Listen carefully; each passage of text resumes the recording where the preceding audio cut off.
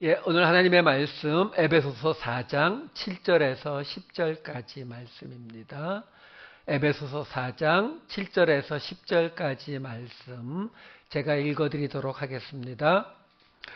우리 각 사람에게 그리스도의 선물의 분량대로 은혜를 주셨나니 그러므로 이르기를 그가 위로 올라가실 때에 사로잡혔던 자들을 사로잡으시고 그 사람들에게 선물을 주셨다 하였도다. 올라가셨다 하였은즉 땅 아래 낮은 곳으로 내리셨던 것이 아니면 무엇이냐. 내리셨던 그가 곧 모든 하늘 위에 오르신 자니 이는 만물을 충만하게 하려 하심이라. 아멘. 우리는 지난주에 사도 바울이 지금 계속 이야기하고 있었던 것이 있었죠. 뭐였냐면 바로 겸손과 온유와 오래 참음과 서로 용납함을 가지고 성령이 하나 되게 하신 것을 지켜라. 그러면서 그 성령이 하나 되게 하셨다는 것을 설명하기 위해서 하나님도 한 분, 예수 그리스도도 한 분, 성령님도 한 분, 믿음도 하나, 세례도 하나, 이렇게 하나라고 하는 것을 계속 강조를 했죠. 그 이유가 뭐라고요? 모든 하나님도 예수님도 성령님도 다 하나이기 때문에, 그리고 그 하나님에 대해서 지난주에 뭐라고 했어요? 만유를 통해서 만유 안에 계시는, 그렇죠? 그러니까 그 말은 뭐예요? 이 세상의 모든 것을 다스리시는 그 하나님, 성령님, 예수님, 그를 믿는 믿음, 세례, 이 모든 것이 하나이기 때문에 성령님이 하나 되게 하신 그 공동체가 하나가 돼야 된다라고 하는 이 결론은 그 어떤 경우에도 변하지 않는다라는 거죠. 이 만물 안에서 그것이 유일한 하나님의 뜻이다라고 말하고 있는 거예요.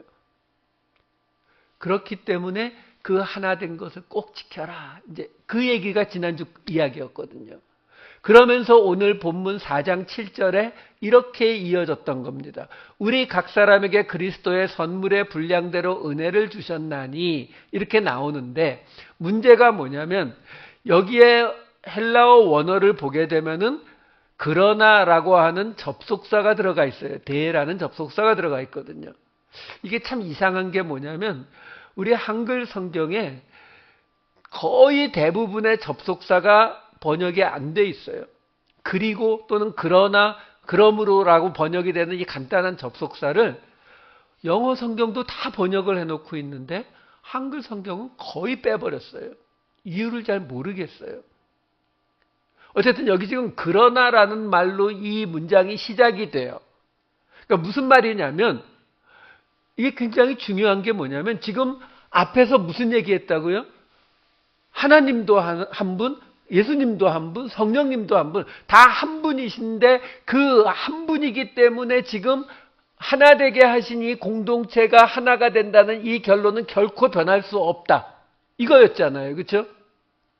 자, 그러면 그 말을 들으면 우리는 생각이 어디로 흘러가느냐라는 거예요. 아, 그렇죠. 하나님도 한 분이고 예수님도 한 분이고 성령님도 한 분이니까 그 가르치신 내용이 딱 다 통일돼 있잖아요. 하나님 딴소리하고 예수님 딴소리하고 성령님 딴소리하고 있는 게 아니라는 거죠. 그러니까 하나가 돼야 된다. 하나. 그러면 이제 그 다음에 이제 우리가 하는 게 이제 그 다음에 뭐 나와요? 뭐예요? 티셔츠 맞춰 입고, 그죠? 똑같은 티셔츠, 유니폼 입고, 그죠? 그리고 우리 모두는 다 똑같은 생각, 똑같은 말을 해야 된다. 그래서 조금 다른 이야기 하면은 제발 이래갖고 빨리 내보내서 깨끗하게 우리는 순수한 하나인 사람들. 그런 동네 있잖아요. 저기 김정은 씨라는 분 계신 분 곳, 그렇죠? 북한 같은 곳이 그렇잖아요.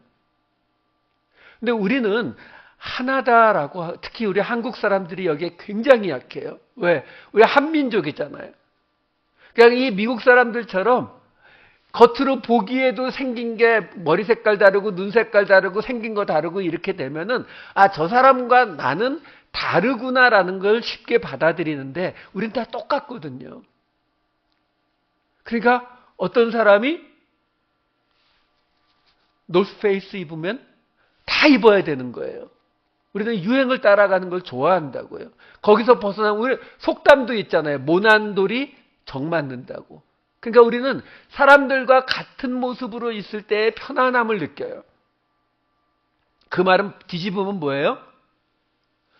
다른 모습, 다른 생각, 다른 말을 하는 사람을 볼 때 우리는 굉장히 불편함을 느낀다고요. 자, 문제가 뭐냐면 하나님도 한 분이시고 성령님도 한 분이시고 예수님도 한 분이시고 교회가 하나 되라고 이야기하는데 그 교회의 구성원들은 다 다르다는 게 문제예요. 그렇잖아요. 다 다르거든요. 다른데 하나가 돼야 된다라고 하게 되면 우리의 방식은 뭐라고요? 뭘 어떻게 해요? 두들겨 패서 똑같이 만들어 버리려고 하는 거잖아요. 근데 그게 아니라는 거거든요. 그래서 지금 사도 바울이 이야기하는 거예요. 그러나 너희가 하나가 되는 게 맞고 하나님도 한 분, 성령님도 한 분, 예수 그리스도도 한 분인 게 맞는데 그러나 너희는 다른 모습이다. 그 다른 모습을 가지고서 하나가 돼야 된다. 이걸 설명을 하고 있는 거예요. 그리고 그게 가장 중요한 우리가 믿는 이 기독교의 복음의 핵심 중에 핵심이 이거예요. 다른 게 아니라고요. 자, 다시 가보자고요. 아까 이 4장 7절 말씀 다시 한번 보여주세요. 여기 보시게 되면은 그러나 우리 각 사람에게 그리스도의 선물의 분량대로 은혜를 주셨나니 이게요. 여기 지금 보시게 되면 이게 헬라어를 봐야 되는 이유가 뭐냐면 여기 선물이라는 단어가 나와요. 도레아라는 단어거든요. 그리고 주셨나니라는 단어가 나와요. 이거는 디도미라는 단어예요. 자, 그 다음 8절을 보여주세요. 4장 8절을 보시면 그러므로 이르기를 그가 위로 올라가실 때에 사로잡혔던 자들을 사로잡으시고 그 사람들에게 선물을 주셨다 하였도다. 지금 이게 사도 바울이 7절을 이야기하고 그리스도께서 분량대로 그리스도의 기준대로 각 사람들에게 선물을 주셨다라고 말해놓고 그것을 증명하기 위해서 구약을 인용하고 있는 거거든요. 근데 그 구약의 이 인용 8절 말씀을 보면은 여기에도 선물을 주셨다 하였도다 이렇게 나와요.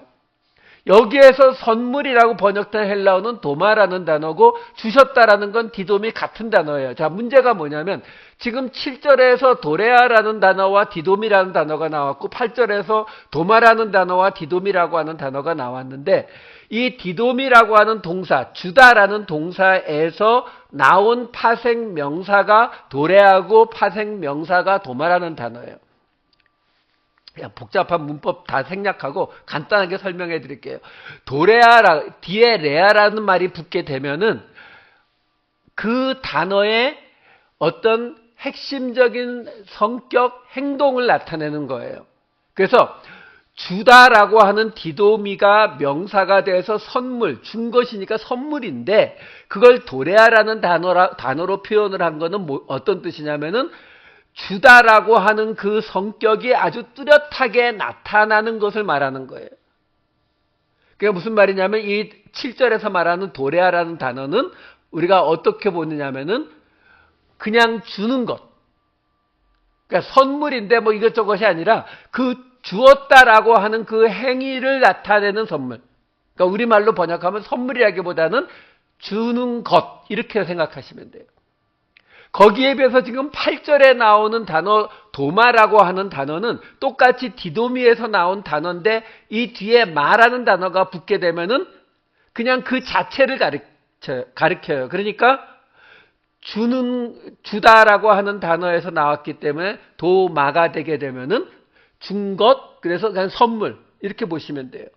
이 마가 붙는 경우는 단어가 많아요. 여러분들 많이 아시는 것처럼 말하다라는 단어가 레오라는 단어가 있는데 거기에 뒤에 말을 붙이면 레마가 돼요. 레마는 말하는 것, 말씀 이렇게 되는 거죠.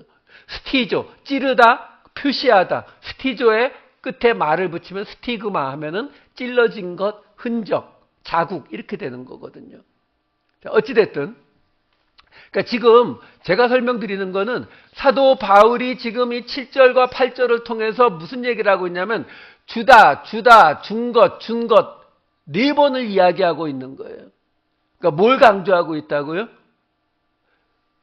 지금 너희가 가지고 있는, 너희가 받은 그것들은, 이게 뒤에 나올 거예요. 그것들은 준 것이다. 너희가 능력이 있어서 만들거나 어떻게 한 것이 아니라 그리스도께서 그 분량대로 그냥 주신 것이다.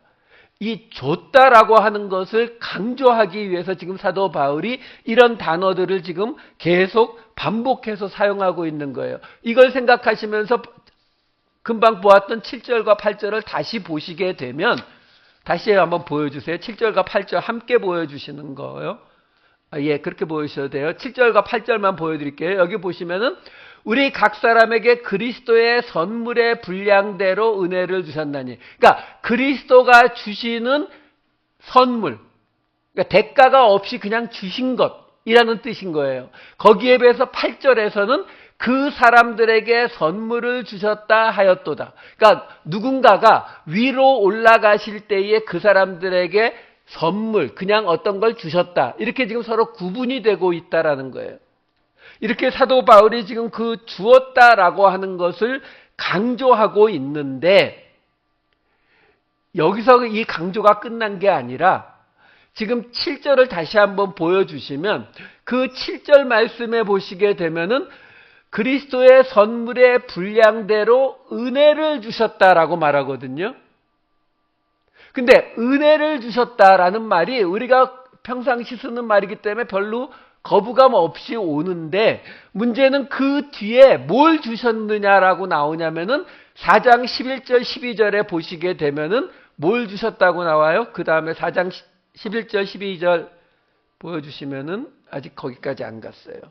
예, 여기 보시면은 어떤 사람은 사도로, 어떤 사람은 선지자로, 어떤 사람은 복음 전하는 자로, 어떤 사람은 목사와 교사로 삼으셨으니 이는 성도를 온전하게 하여 봉사의 일을 하게 하며 그리스도의 몸을 세우려 하심이라. 그러니까 지금 사도 바울이 무슨 얘기하고 있는 거냐면, 아까 다시 처음으로 돌아가면은 모두가 하나가 돼야 되는 게 하나님의 궁극적인 목적, 뜻이신데 사람들은 다 다르다는 거죠. 받은 은사가 다 다르기 때문에 어떤 사람은 사도, 선지자, 교사, 목사 이렇게 다 다른 직분을 맡게 되었다라는 거거든요. 그럼에도 불구하고 하나가 돼야 된다라고 설명을 지금 해주고 있는 거거든요. 자, 그런데 그러면 여기 지금 사도, 선지자, 목사, 교사 이렇게 나왔잖아요. 그럼 그게 지금 뭐라고요? 그리스도의 분량대로 주신 뭐라고요? 은혜라고 말하고 있는 거예요. 이게 은혜예요? 은혜로 주신 건 맞는데 그 자체가 은혜는 아니죠. 왜요? 우리가 고린도전서를 보시게 되면은 분명히 나와요. 고린도전서 12장 28절에 보시게 되면은 뭐라고 나오느냐면은 교회 중에 몇을 세우셨으니 사도요, 선지자요, 교사요, 여기 딱 나오잖아요. 그렇죠?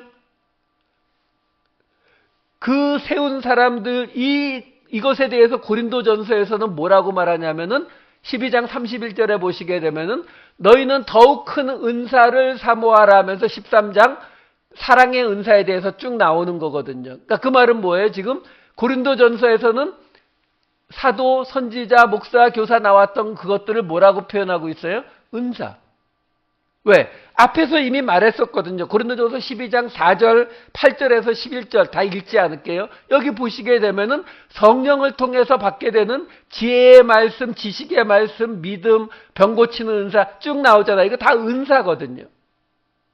그러니까 지금 이 고린도전서를 보시게 되면 우리가 뭘 알 수 있느냐면은 성령을 통해서 주시는 은사를 가지고 은사를 받아서 그 은사에 따라서 맡아서 행하는 직분이 바로 사도와 선지자와 목사와 교사인 거잖아요. 자, 그러면 지금 오늘 본문에서 그리스도의 분량대로 은혜를 주셨나니라고 나오는데 사실은 은혜라는 단어를 은혜라는 단어를 쓰면 안 되고 뭘 써야 돼요?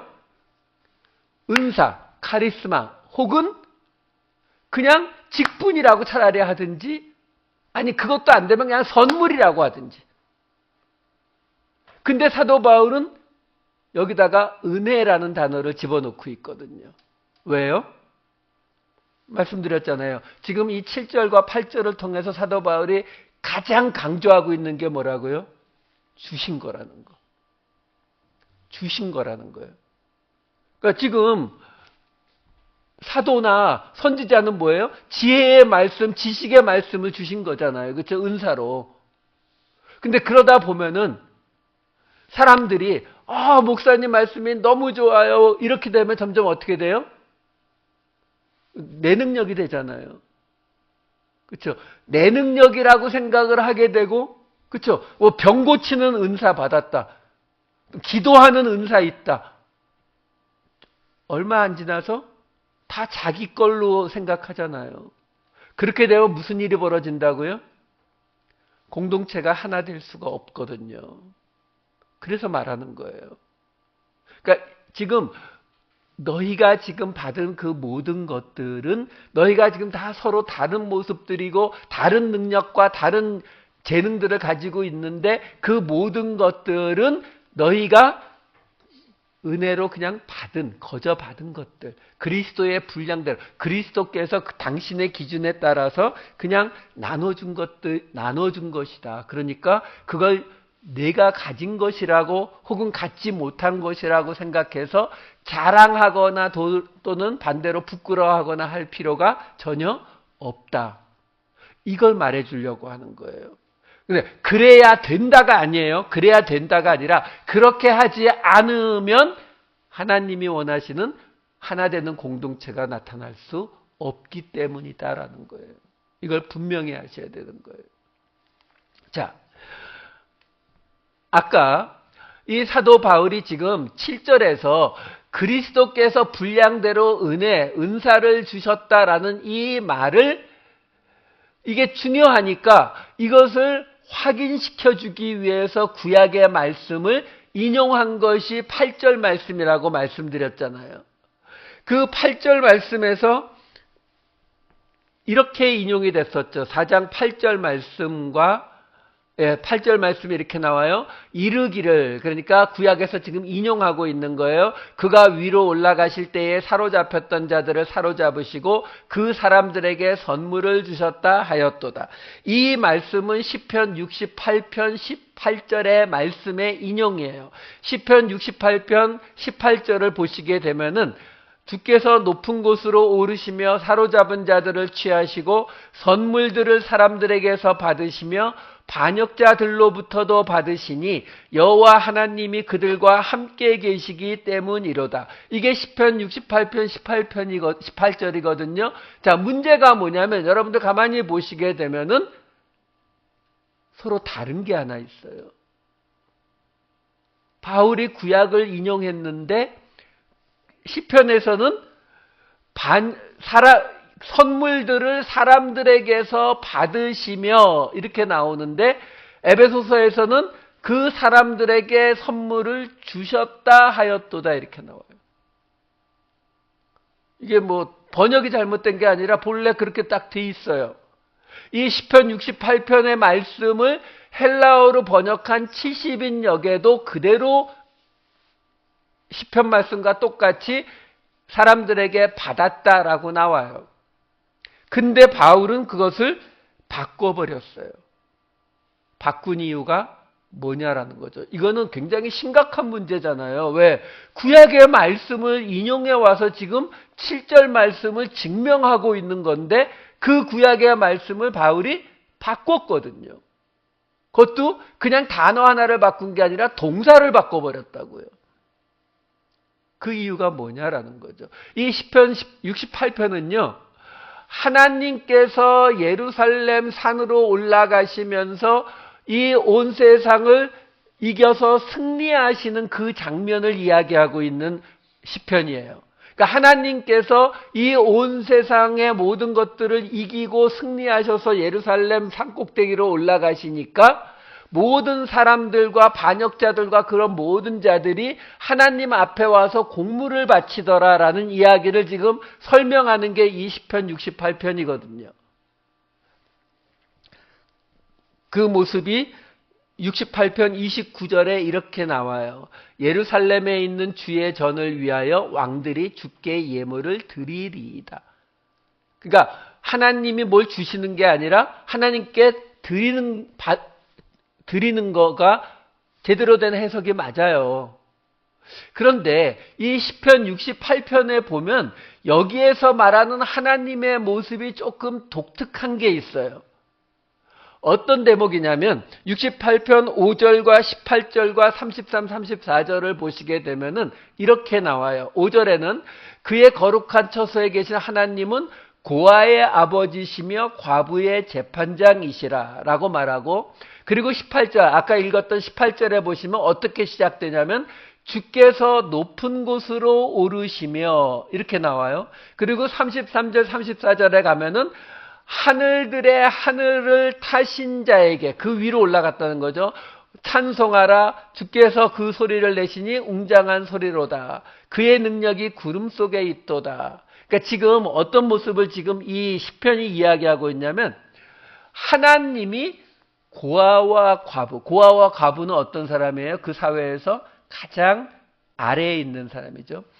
하나님이 그 아래에 내려가셨다가 18절에서 높은 곳으로 오르셔서, 근데 높은 곳 어디까지? 그러니까 하늘 위에 하늘 위까지 올라가셨다는 거예요. 이거 에베소서 말씀과 연결해 드릴게요. 에베소서 4장 9절과 10절. 올라가셨다 하였은즉 땅 아래 낮은 곳으로 내리셨던 것이 아니면 무엇이냐. 내리셨던 그가 곧 모든 하늘 위에 오르신 자니 이는 만물을 충만하게 하려 하심이라. 자, 이 말씀을 보면 사도 바울이 이 시편 68편을 왜 인용했는지가 딱 나오죠. 왜? 이 시편 68편에 나오는 하나님에 대한 묘사는 바로 이 에베소서에서 사도 바울이 말하는 예수님에 대한 묘사하고 똑같다라는 거죠. 낮은 곳에 있다가 부활하셔서 하늘과 하늘 위에, 모든 하늘 위에 올라가신 분. 사도 바울이 이 대목을 이렇게 지금 해석하고 있는 게 근거가 없는 이야기가 아니에요. 아까 말씀드린 것처럼 시편 68편 18절의 그 말씀이 히브리어로도 분명히 하나님이 받으시는 게 됐고 70인역에도 받으시는 걸로 되어 있는데, 그거 말고 예수님 당시, 바울 당시 사람들이 주로 사용하던 언어가 아람어예요. 예수님도 아람어를 사용하셨습니다. 히브리어의 사투리예요. 그 아람어로 된 사람들이 점점 히브리어를 모르고 아람어를 주로 사용하게 되니까, 필요해지니까 사람들이 구약 성경을 지금식으로 말하면 성경 번역이라기보다는 주석에 가깝게 설명하면 한 책이 있어요. 근데 그걸 아람어로 번역했어요. 왜? 사람들이 이제는 아람어를 주로 다 쓰니까. 그걸 아람어 탈굼이라고 불러요. 그 아람어 탈굼에 보면 이 시편 68편 18절을 뭐라고 번역을 하냐면, 아까 그 18절에 뭐라고 나왔어요? 주께서 올라가시니 사람들이 그 주께 와서 예물을 바쳤다고 했잖아요. 근데 그거를 이 탈굼에는 뭐라고 번역을 했냐면, 그 올라간 게 하나님이라고 말하지 않고 모세가 올라갔다고 말해요. 그러니까 모세가 시내산에 올라간 그 사건을 말하고 있는 것이다라고 설명을 해버리는 거예요. 모세가 산에 올라가니까, 근데 누가 세상의 왕들이 모세한테 와서 예물을 바친 건 없잖아요. 그러니까 그 탈굼에는 뭐라고 하냐면, 모세가 그 높은 산에 올라가서 하나님이 주시는 토라, 그 율법의 말씀을 사람들에게 주셨다라고 번역을 해요. 그러니까 사도 바울이 그 탈굼을 가지고 지금 이 시편 68편 18절을 변형해서 지금 인용한 거예요. 왜? 우리가 잘 알다시피 바울도, 그리고 그 당시에 있었던 대부분의 이 신학자들도 예수님을 어떤 분으로 봤어요? 모세를 잇는 메시아로 봤거든요. 그러니까 모세가 시내산에 올라가서 율법을 받아서 이스라엘에게 주었던 것처럼 예수님도 산 위에 올라가서 그 복음의 말씀, 그 말씀을 우리들에게 주신 것이다. 이렇게 본다고요. 그래서 마태복음에서 산상수훈이 나오는 거예요. 그 말씀을 산에 올라가서 하셨다라는 그런 말씀들이 바로 이 탈굼에 나오는 그 대목들을 근거로 해서 지금 이야기하고 있는 것이다라는 거예요. 그러니까 예수님이 땅 밑에 내려가셨다가 지난주 부활절에 부활하셨잖아요. 그리고 하늘로 올라가셔서 그 하늘의 하늘 위에 올라가셨죠. 그 올라가신 이유가 뭐라고요? 올라가셔서 거기에서 우리에게 복음, 그리고 여기서는 은혜, 또 다른 말로 은사, 선물을 주시기 위해서요. 그 설명을 지금 우리에게 하는 거예요. 자, 여기서 그러면 지금 사도 바울이 계속 강조하는 게 뭐냐면 너희가 받은 그 은사들은 은혜다. 하나님이 그리스도께서 그냥 주신 것이다. 이걸 계속 강조하고 있잖아요. 그게 아니면 공동체가 유지가 안 되니까. 자, 그걸 우리가 이해하기 위해서 예수님의 비유 하나를 설명을 해드릴게요. 마태복음 20장에는 예수님께서 말씀하신 포도원 비유라는 게 있어요. 1절과 2절부터 읽어드릴게요. 천국은 마치 품꾼을 얻어 포도원에 들여보내려고 이른 아침에 나간 집주인과 같으니 그가 하루 한 데나리온씩 품꾼들과 약속하여 포도원에 들여보내고. 이 비유는 천국을 지금 설명하고 있는 예수님의 비유예요. 우리가 잘 알다시피 이 다음에 어떤 일이 벌어집니까? 아침 일찍 들어와서 하루 종일 일한 사람도 한 데나리온 받고 저녁 늦게 들어와서 잠깐 일한 사람도 한 데나리온 받아서 아침 일찍 들어온 사람이 그거에 대해서 불평을 터뜨리죠. 어떻게 이럴 수 있느냐? It's not fair 라고 이야기를 하고 그러니까 그 포도원 주인이 거기에 대해서 뭐라고 이야기합니까? 13절, 14절, 15절에 이렇게 나오죠. 주인이 그 중에 한 사람에게 대답하여 이르되 친구여 내가 네게 잘못한 것이 없노라. 네가 나와 한 데나리온의 약속을 하지 아니하였느냐. 네 것이나 가지고 가라. 나중 온 이 사람에게 너와 같이 주는 것이 내 뜻이니라. 내 것을 가지고 내 뜻대로 할 것이 아니냐. 내가 선함으로 내가 악하게 보느냐. 자, 여기서 지금 주인이 뭐라고 말합니까? 한 데나리온씩 주는 게 내 뜻이라고 말하는 거예요. 여기서 포도원은 전통적으로 성경에서 포도원은 이스라엘을 말하거든요. 그러니까 지금 이스라엘의 주인, 그건 하나님이죠. 하나님께서 한 데나리온씩 주는 게 내 뜻인데 지금 너는 내 기준을 가지고 내 뜻이 잘못됐다라고 말하고 있는 거다라는 거예요. 그러면 주인의 뜻은 뭐예요? 본래 주인의 뜻이 뭐였죠? 20장 1절 다시 볼까요? 마태복음 20장 1절. 천국은 마치 품꾼을 얻어 포도원에 들여보내려고 이른 아침에 나간 집주인과 같으니. 이 비유에는요. 이 품꾼들에게 어떤 일을 시키고 무엇을 만들거나 무슨 김을 매기 위해서 이런 설명이 전혀 없어요. 이 주인의 목적이 뭐냐면 품꾼들을 포도원에 들여보내는 게 목적이에요. 그게 목적이에요. 근데 포도원은 이스라엘이라고 했잖아요. 그럼 지금 포도원은 뭐예요? 교회 공동체죠. 그러니까 하나님의 목적이 뭐라고요? 사람들을 그 안에 집어넣는 게 목적이에요. 그러니까 들어오면 그 포도원에 집어넣고 그리고 어떻게 한다고요? 한 데나리온씩 준다는 거잖아요. 다 똑같이. 한 데나리온. 한 데나리온. 한 데나리온. 뭐가 떠올라야 돼요? 우린 지금 마태복음을 설명드리는 게 아니라 에베소서를 설명드리는 거잖아요. 한 데나리온, 한 하나님, 한 성령, 한 그리스도, 한 믿음, 한 세례, 한 소망. 그러니까 한 데나리온은 이 공동체에 들어가는 포도원에 들여보내는 모든 사람들에게 똑같이 주어지는 거예요. 모든 사람들에게 어떤 사람은 능력이 있어서 아침부터 저녁까지 일해낼 수 있고 어떤 사람은 능력이 없어서 1시간도 채 일을 못하고 있어도 하나님의 목적은 그 포도원 안에 들어와 있는 사람들은 누구나 다 똑같은 한 하나님, 한 성령님, 한 그리스도를 받게 된다라는 거예요. 그래서 이 이야기의 끝이 16절에 이렇게 끝나요. 이와 같이 나중된 자로서 먼저 되고 먼저 된 자로서 나중되리라.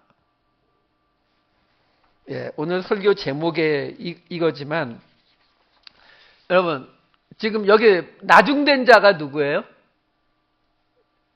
이 비유 안에서 나중된 자가 누구예요? 저녁 늦게 들어온 사람이겠죠? 그 먼저 된 자는 아침 일찍 들어온 사람이겠죠. 그러면은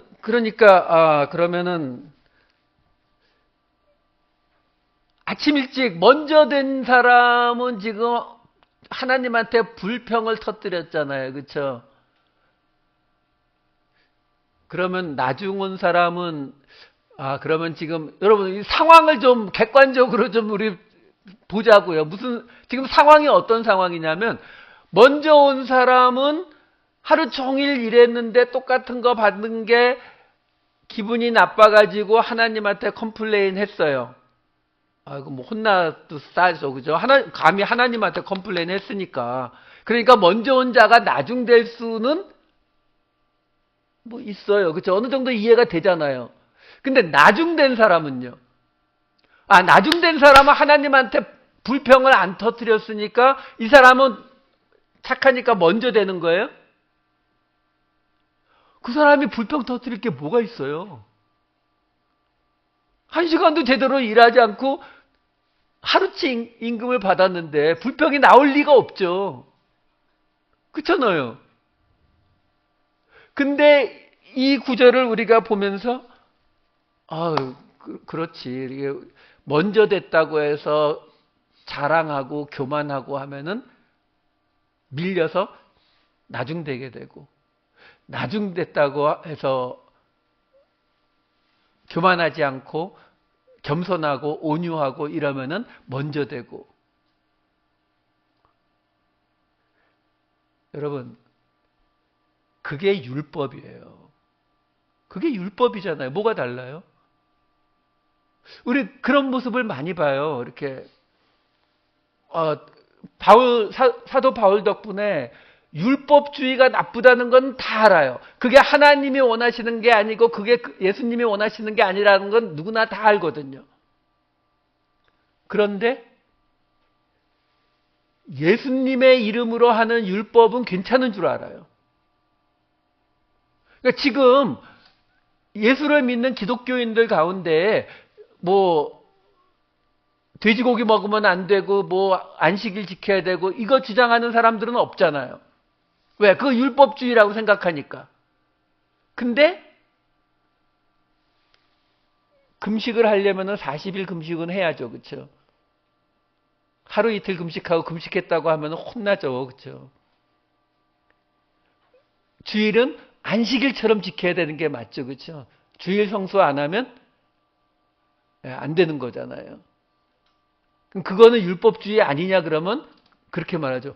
이건 예수님 섬기는 거니까 괜찮다고. 아니요, 그거 율법주의 맞아요.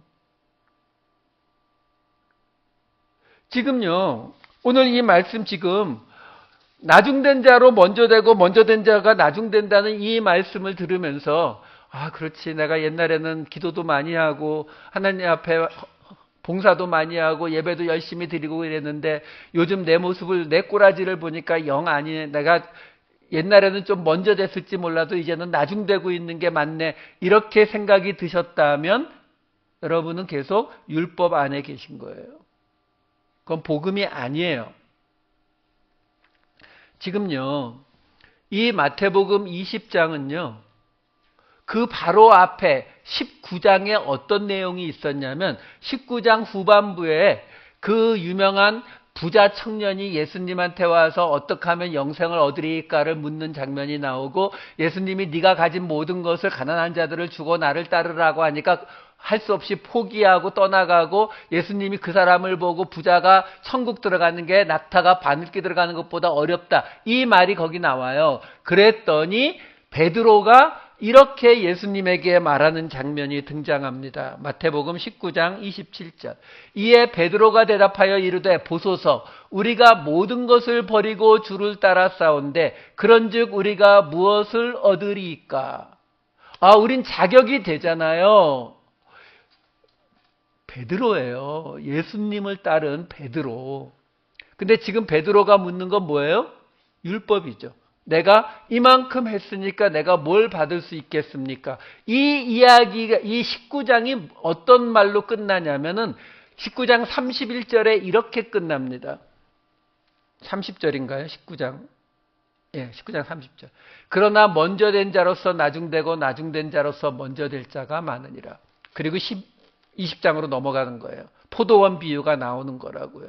무슨 말이냐면 지금 이 장과 절은 나중에 나눈 거잖아요. 그러니까 옛날 마태복음을 그대로 보게 되면 어떻게 보이는 거냐면 이 포도원 비유가 있고 앞에 먼저 된 자가 나중되고 나중된 자가 먼저 된다는 말, 그리고 그 말이 끝나면서 다시 나중된 자가 먼저 되고 먼저 된 자가 나중된다는 말, 이 두 같은 말 사이에 이 포도원 비유가 들어가 있는 거예요. 그러니까 이 포도원 비유를 통해서 우리가 알아야 되는 게 바로 그거라고요. 먼저 된 자가 나중되고 나중된 자가 먼저 된다는 그 의미가 정확히 뭐냐라는 거예요. 이 의미를 우리가 실제 상황에서 하나 찾아볼 수가 있어요. 사무엘상 말씀으로 들어가 볼게요. 사무엘상 30장 9절과 10절. 이게 지금 이에 다윗이 또 그와 함께한 600명이 가서 부솔 시내에 이르러 뒤떨어진 자를 거기 머물게 했으되 곧 피곤하여 부솔 시내를 건너지 못하는 200명을 머물게 했고 다윗은 400명을 거느리고 쫓아가니라. 자, 지금 이게 무슨 상황이냐면 다윗과 그의 부하들이 잠깐 시글락이라고 하는 곳에 자기 그 가족들과 자녀들을 다 모아두고 있었는데 거길 잠깐 떠난 사이에 이 블레셋과 아말렉이 와서 거기를 덮쳐가지고 다 잡아가 버렸어요. 그러니까 아내와 자녀들을 다 잡아갔으니까 당연히 찾으러 가야 될 거 아니에요. 그래서 다윗이 자기의 부하 600명을 데리고 추격을 시작합니다. 그냥 막 쫓아서 뛰어갔을 거 아니에요. 그렇죠? 막 뛰어가는데 그중에 체력이 좀 딸리는 200명이 한참 쫓아가다가 아이고 나 도저히 더 이상 못 가겠습니다. 이러니까 다윗이 그 200명을 부솔 시냇가에서 쉬게 하고 나머지 400명만 데리고 쫓아갑니다. 쫓아가서 이 아말렉 사람들을 만나서 그들과 싸우고 그들을 다 물리치고 아내와 자녀들과 그리고 그들이 가지고 있던 양떼, 소떼와 같은 전리품까지 다 챙겨서 돌아와요. 자, 돌아오니까 이 시냇가에서 쉬고 있던 200명이 당연히 돌아오셨습니까? 하고 마중을 나왔을 거 아니에요. 그랬더니 함께 가서 싸운 400명, 그 사람들에게서 이런 말이 튀어나옵니다. 사무엘상 30장 21에서 22절. 다윗이 전에 피곤하여 능히 자기 일을 따르지 못하므로 부솔 시내에 머물게 한 200명에게 오매 그들이 다윗과 그와 함께한 백성을 영접하러 나오는지라. 다윗이 그 백성에게 이르러 문안하매, 그 200명에게 문안을 안녕하고 인사를 했단 말이에요. 22절. 다윗과 함께 갔던 자들 가운데 악한 자와 불량배들이 다 이르되, 그들이 우리와 함께 가지 아니하였은즉 우리가 도로 찾은 물건은 무엇이든지 그들에게 주지 말고 각자의 처자만 데리고 떠나가게 하라 하는지라. 뭐 당연하지 않아요?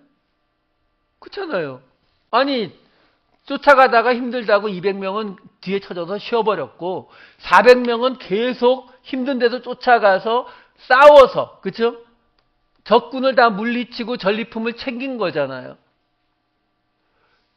그러니까 그 쉬고 있던 200명에게는 전리품은 못 주겠다는 거잖아요. 그냥 너희의 빼앗겼던 아내와 자식들은 데리고 가는데 전리품은 우리끼리 나누겠다는 거잖아요. 당연한 거 아니에요? 그렇죠. 머릿속으로는 당연한데 또 생각하는 거죠. 뭐 성경이니까 다른 대답이 나오겠지. 뭐 이렇게 생각하고 계시잖아요. 예, 맞아요. 다윗이 이렇게 대답합니다. 23절에서 25절. 다윗이 이르되 나의 형제들아 여호와께서 우리를 보호하시고 우리를 치러 온 그 군대를 우리 손에 넘기셨은즉 그가 우리에게 주신 것을 너희가 이같이 못하리라. 이 일에 누가 너희에게 듣겠느냐? 전장에 내려갔던 자의 분깃이나 소유물 곁에 머물렀던 자의 분깃이 동일할지니 같이 분배할 것이니라 하고 그날부터 다윗이 이것으로 이스라엘의 율례와 규례를 삼았더니 오늘까지 이르니라. 무슨 말이에요? 야, 어떻게 또 그러냐. 우리 그동안 같이 고생했던 사람들인데 그냥 다 같이 나눠주자. 그럴 때 보통 이제 이 설득하는 방식이 뭐예요? 너 힘들었던 거 알아. 이번만. 내 다음번에는 절대로 그렇게 안 할게. 그러니까 이번은 많이 뺏어왔잖아. 그러니까 이번은 쟤네들도 좀 같이 나눠주자. 토닥토닥 뭐 이랬을 거 아니에요. 근데 다윗은 그렇게 말하지 않죠. 그걸 아예 이스라엘의 율례와 규례로 만들어버려요. 왜요? 이스라엘은 어떤 공동체예요? 가족 공동체잖아요. 야곱의 12아들. 그죠? 가족 공동체거든요. 거기서 끝나지를 않고요. 다윗은 어떤 일까지 행하느냐면은 이어지는 26절에서 31절을 보시게 되면 다 읽지 않을게요.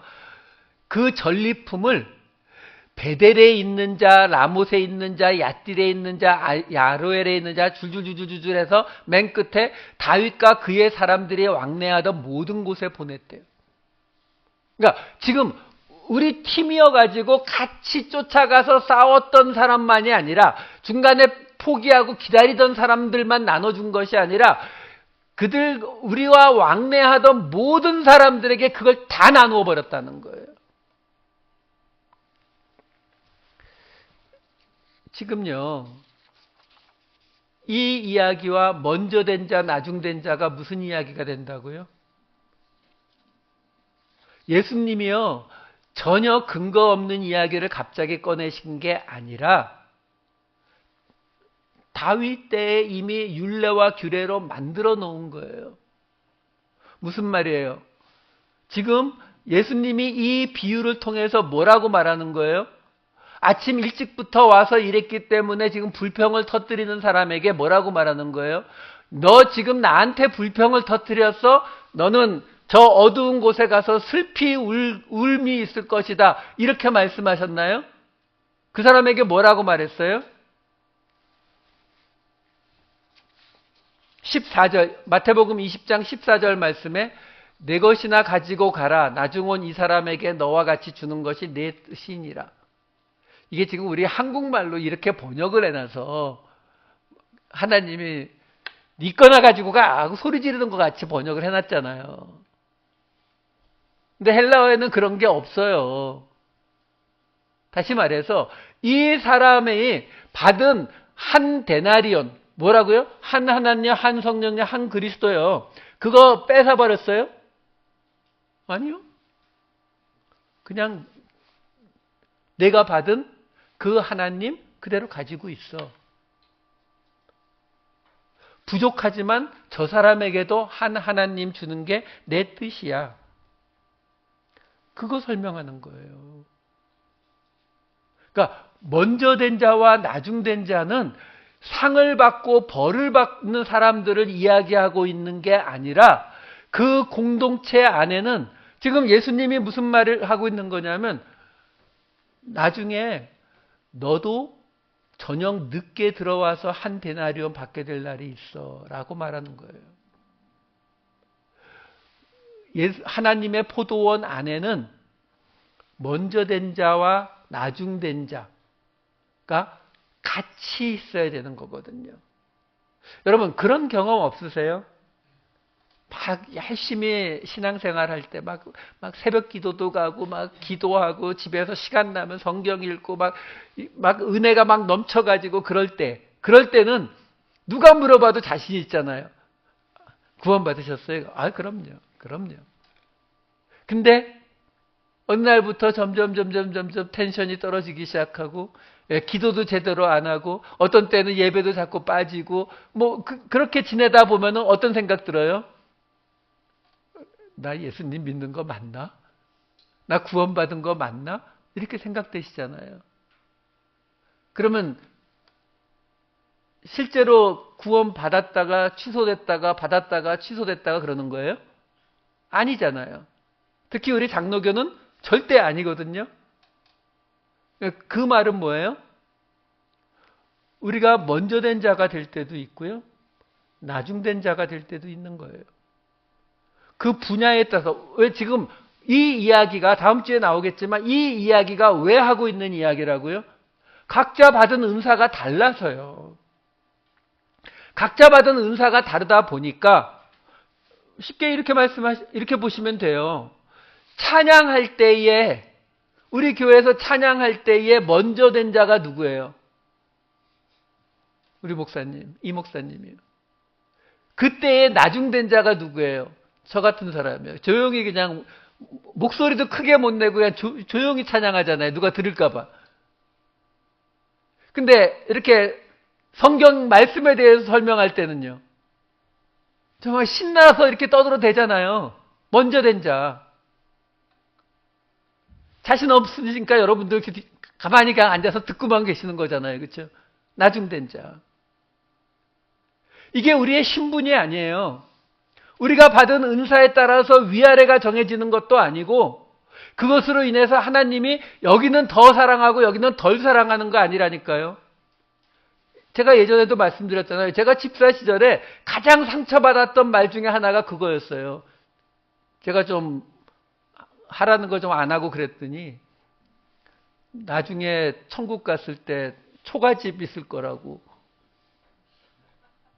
다른 분은 저 집사님 저 장로님 막 맨션 아파트 천국에 짓고 있을 때 집사님 초가집밖에 없을 거라고 잊혀지지가 않아요.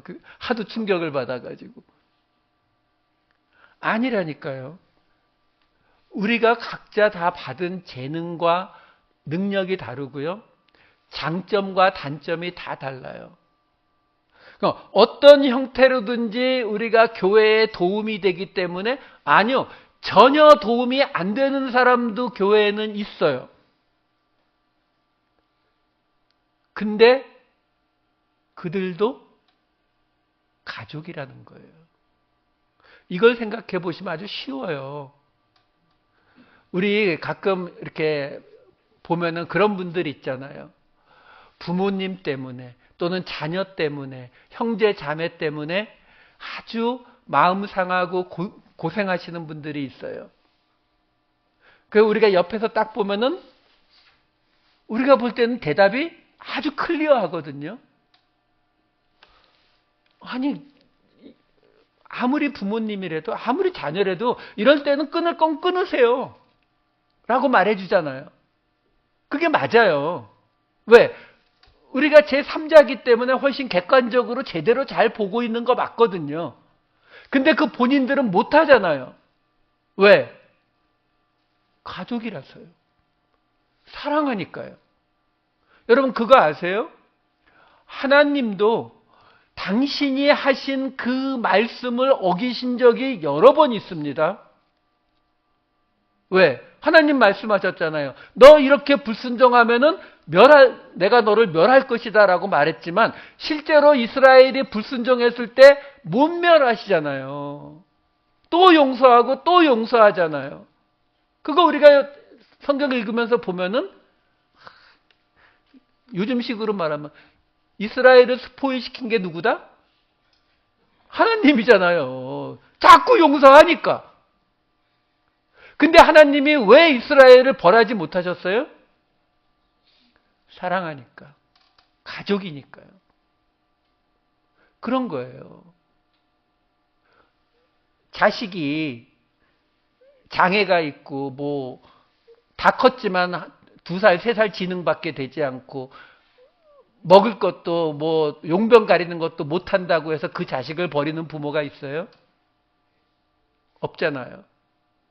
먼저 된 자, 나중된 자, 아니 나중된 정도가 아니라 그냥 교회에 없으면 차라리 좋을 것 같은 그런 사람들도 있다고요. 하지만 뭐라고 얘기하시는 거냐면 그들에게도 한 데나리온 주는 게 하나님의 뜻이다라고 말하는 거예요.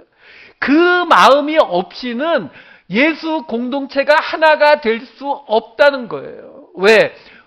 사람들이 모이게 되면 우리는 대단한 숫자라도 적으니까 좀 낫잖아요. 그렇지 않고 몇백 명, 몇천 명씩 되는 교회에서 사건, 사고 없는 날 보셨어요? 여러분들 옆에서 큰 교회 다니시는 분들 얘기 맨날 듣잖아요. 이런 일로 싸우고 저런 일로 싸우고 맨날 그러잖아요. 왜?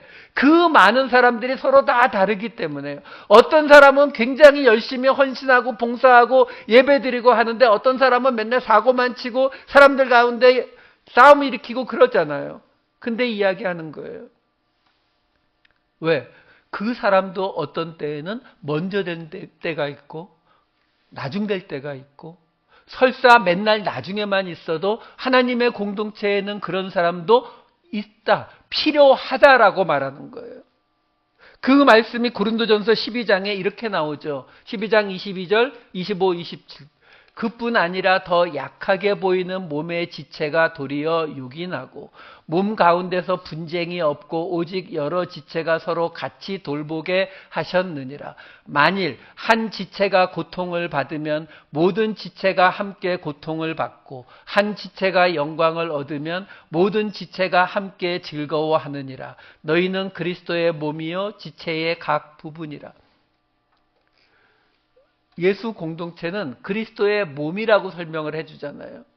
별 볼 일 없는 것 같은 그 자리에 없어도 될 것 같은 그러한 부분들이라 할지라도 그 부분이 망가지게 되면 온몸이 고통을 받게 되는 거예요. 그 말을 지금 해주고 있는 거예요.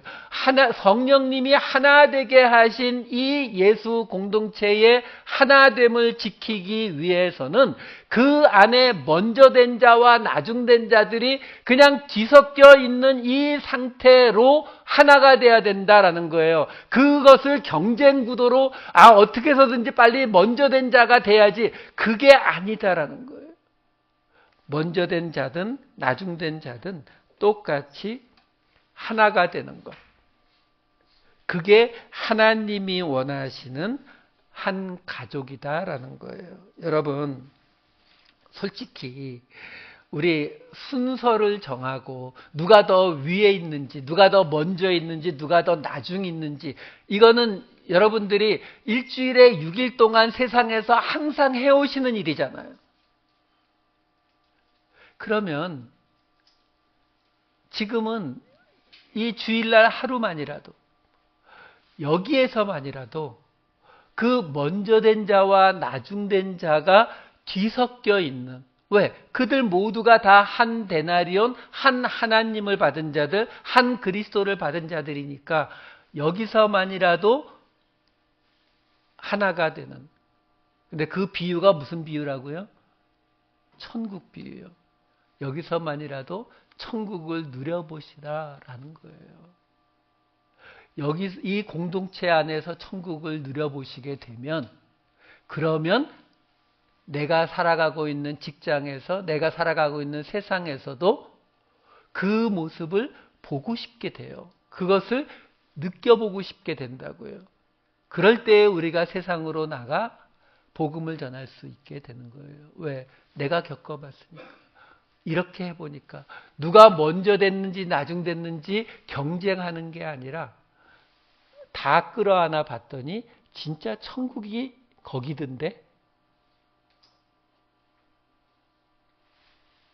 기도하시겠습니다.